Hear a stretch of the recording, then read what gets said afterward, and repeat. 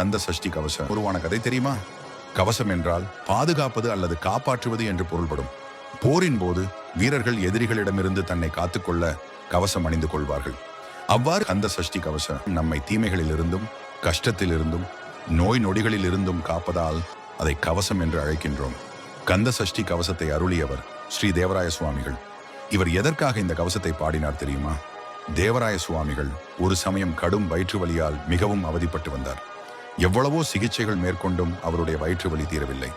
வாழ்க்கையை வெறுத்து போய் கடலில் விழுந்து தற்கொலை செய்து கொள்ளும் முடிவோடு திருச்செந்தூர் சென்றார். அவர் சென்ற நாளில் திருச்செந்தூரில் கந்த சஷ்டி விழா ஆரம்பித்திருந்தது.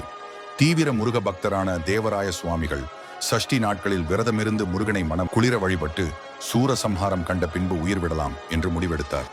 நல்ல அருட்கவியும் மந்திர நூல் வல்லுநருமான தேவராய சுவாமிகள் சஷ்டி விரத நாட்களான 6 தினங்களில் தினத்துக்கு ஒன்றாக 6 படை வீடுகளுக்கும் தனித்தனியாக 6 கவசங்களை பாடி முடிப்பது என்று முடிவு செய்தார்.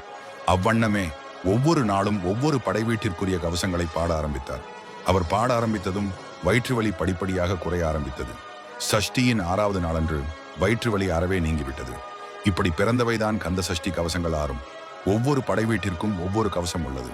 இருப்பினும் திருச்செந்தூர் கந்த சஷ்டி கவச நூலே பிரபலமாகி எல்லோராலும் அறியப்பட்டு பாடப்பட்டு வருகிறது.